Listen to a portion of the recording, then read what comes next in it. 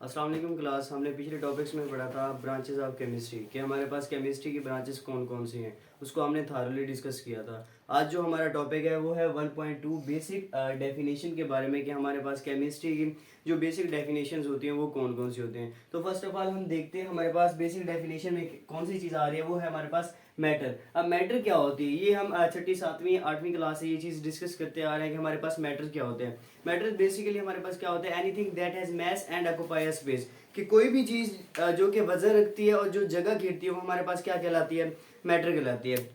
For example अब मेरे पास ये बोर्ड मार्कर है, ये भी एक मैटर है। फॉर एग्जाम्पल मेरे पास ये डस्टर है, ये भी एक मैटर है। मतलब दुनिया में जितनी भी ये चीज़ें रह रही हैं, ठीक है ना, वो हमारे पास क्या है, मैटर है। कोई भी चीज़ अगर जगह घेर रही है और वजन रख रही है, वो हमारे पास क्या कहलाएगी, बेसिकली मैटर कहलाएगी। ये देखिए आपके पास एक डेफिनेशन भी है कि हमारे पास एनीथिंग दैट हैज मैस, कि कोई भी चीज़ जिसका मैस होना चाहिए, और दूसरा ऑक्यूपाई स्पेस, जो स्पेस को ऑक्यूपाई करती है। अब हमारे पास एक और चीज़ आती है, वो हमारे पास कौन सी होती है, एयर होती है। क्या हम कहते हैं कि एयर जो होती है वो बेसिकली हमारे पास मैटर की स्टेट में नहीं आती, लेकिन अगर इसको हम कंप्रेस कर दें, किसी भी सिलेंडर में इसको कंप्रेस कर दें, स्पेसिफाई कर दें, तो हम कह सकते हैं कि हमारे पास जो एयर होती है वो क्या होती है, वो मैस भी रखती है और वजन जगह भी घेरती है। तो ये बेसिकली हमारे पास क्या होता है, एयर के लिए यूज किया जाता है। बाज़ औक़ात कहा जाता है कि हमारे पास जो एयर होती है, ठीक है ना, उसका कोई वजन नहीं होता, ना ही कोई वो जगह घेरती है। और बिल्कुल आपको पता है कि जो स्मोक होती है, ठीक है ना, जो धुआं वगैरह होता है, वो हमारे पास ना ही जगह घेरता है, ना ही कोई वजन रखता है। तो बेसिकली अगर उसको कंप्रेस कर दिया जाए, कंप्रेस फॉर्म में लाया जाए,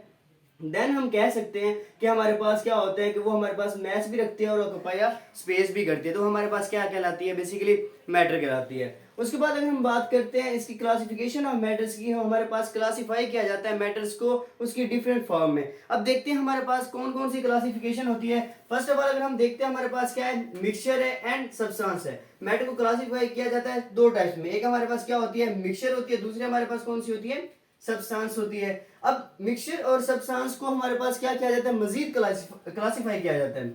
मिक्सचर की कौन सी टाइप्स होती है, एक होमोजेनियस मिक्सचर होती है और दूसरी क्या होती है, हेटेरोजेनियस मिक्सचर होती है। इसको हम अगेन मतलब आगे इसको जाके हमने डिस्कस करना है। नेक्स्ट हम देखते हैं हमारे पास कौन सी टाइप आती है क्लासिफिकेशन ऑफ मैटर में, सब्सटेंस। अब सब्सटेंस की हमारे पास अगेन दो टाइप्स होती है, एक एलिमेंट होती है और एक कंपाउंड होती है। इसको हम वन बाय वन क्या करेंगे, इस चैप्टर में डिस्कस कर लेंगे।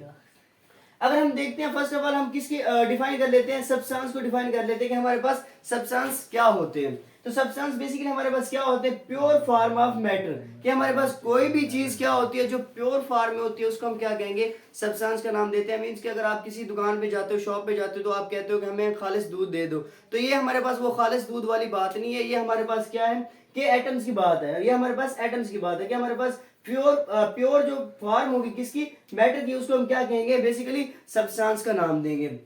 अब प्योर फॉर्म से मुराद हमारे पास क्या होंगे कि सेम टाइप होंगे, कि हमारे पास एटम्स जो होंगे वो सेम टाइप के होंगे, एक ही टाइप के एटम होंगे, या कि हमारे पास क्या होगी, उनकी फिक्स रेशियो होगी। फिक्स रेशियो मींस कि उसकी स्पेसिफिक प्रॉपर्टीज होंगी। फॉर एग्जांपल इसको एक्सप्लेन कर लेते हैं। जैसे कि हमारे पास क्या है, H2O है, वाटर की एग्जांपल ले लेते हैं, तो हम देखते हैं हमारे पास इसकी फिक्स रेशियो किस तरह होगी, हाइड्रोजन 2 होंगे और ऑक्सीजन हमारे पास कितने हैं, 1 है। हाइड्रोजन 2 हो जाएंगे, ऑक्सीजन हमारे पास 1 है। तो हम कह सकते हैं कि हमारे पास 2:1 के साथ जो चीज बनेगी वो हमारे पास क्या होगी, वाटर होगी। इस तरह हम कैल्शियम कार्बोनेट की एग्जांपल ले लेते हैं। हमारे पास कैल्शियम है, देन हमारे पास कार्बोनेट लिख लेते हैं। तो हमारे पास क्या हो गया, कैल्शियम 1 है, कार्बन हमारे पास भी 1 है, 1:1, और ऑक्सीजन हमारे पास कितनी है, 3 है।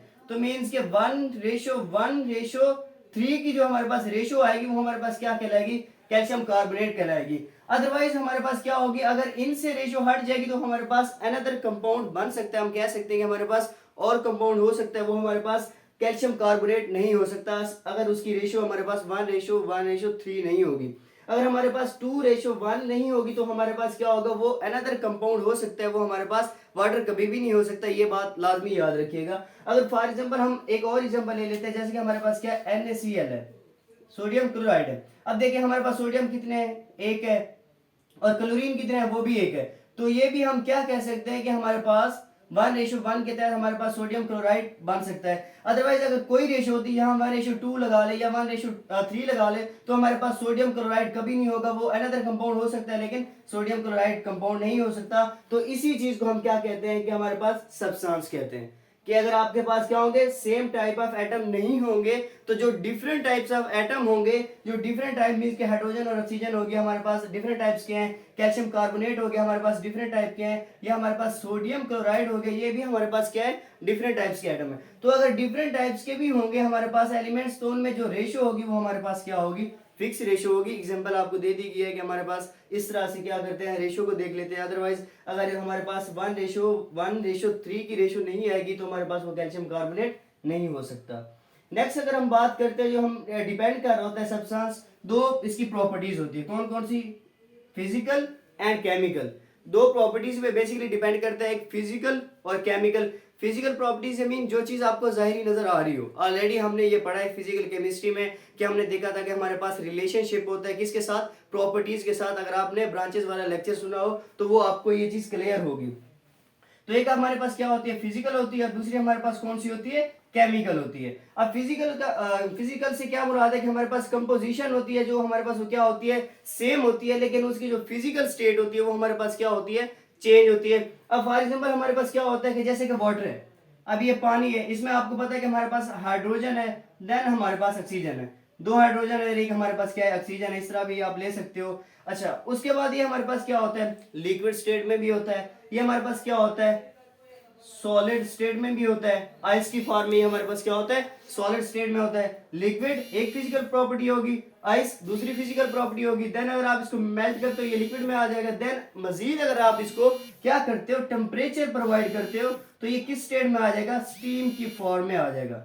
है वही हमारे पास हाइड्रोजन एंड ऑक्सीजन, लेकिन क्या हो रहा है, इसकी फिजिकल प्रॉपर्टीज हमारे पास क्या हो रही है, 1 by 1 ड्यू टू टेम्परेचर की वजह से हमारे पास ये क्या हो रही है, चेंज हो रही है। इसलिए हम कह सकते हैं कि हमारे पास कंपोजिशन से मुराद हमारे पास क्या है, हाइड्रोजन और ऑक्सीजन, दो इंपॉर्टेंट हमारे पास क्या है, एलिमेंट से बना हुआ है, क्या, वाटर।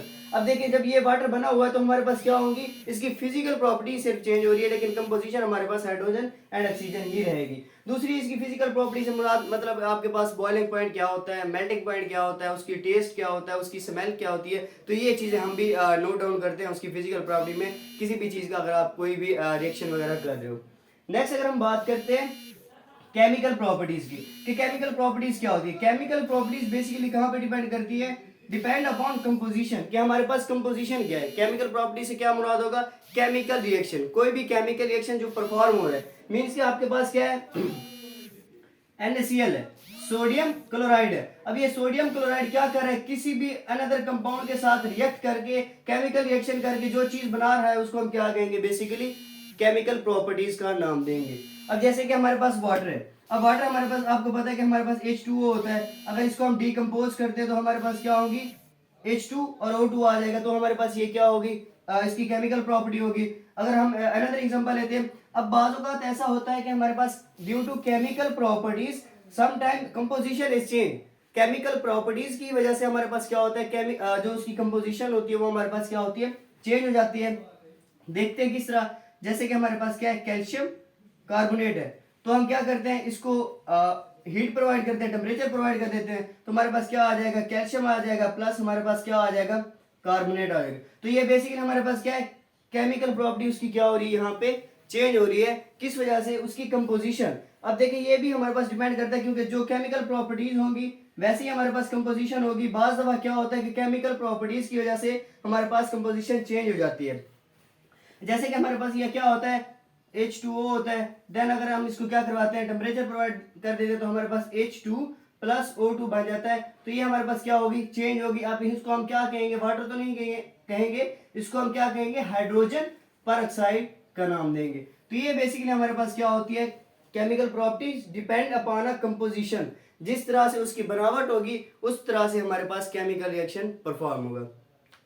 तो बेसिकली ये हमारे पास था बेसिक डेफिनेशन का टॉपिक। तो इस टॉपिक में आपके पास कोई भी क्वेश्चन है या कोई भी आपको यहाँ पे मसला आता है तो आप क्वेश्चन कमेंट सेक्शन में पूछ सकते हैं। Thank you for your time.